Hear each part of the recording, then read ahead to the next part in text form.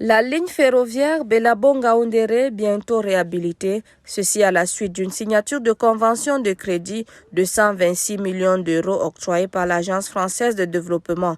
La convention prévoit un montant de 82,5 milliards de francs CFA pour rénover le tronçon qui s'étend sur une distance d'environ 330 km. Cet accord avec l'Agence française de développement participe au cofinancement de montant global de 167 milliards pour la rénovation du tronçon ferroviaire entre les villes de Belabo et Ngaoundéré pour une distance d'à peu près 330 km sur un réseau global de 1100 km.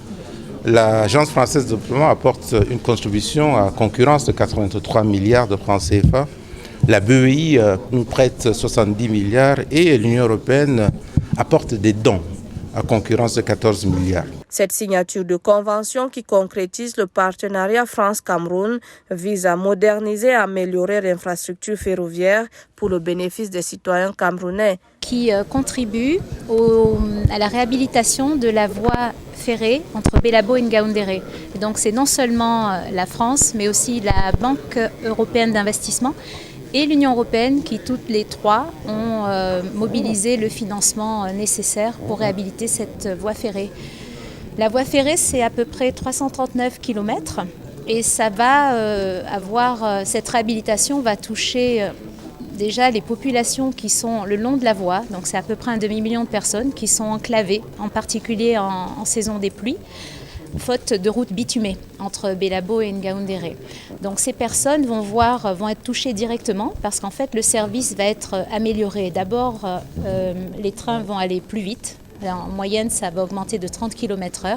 Pour les passagers, on va passer de 60 à 90 km/h.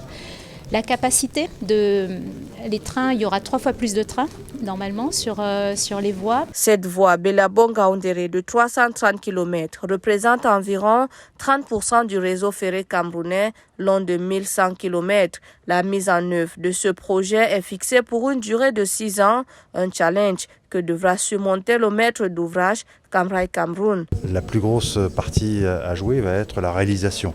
En tant que maître d'ouvrage délégué, on a une réalisation à faire sous contrainte opérationnelle puisque les travaux vont commencer. Quand les travaux commenceront, on continuera à opérer. Donc les passagers continueront à être accompagnés jusqu'à Ngaoundéré et puis on continuera à faire du fret.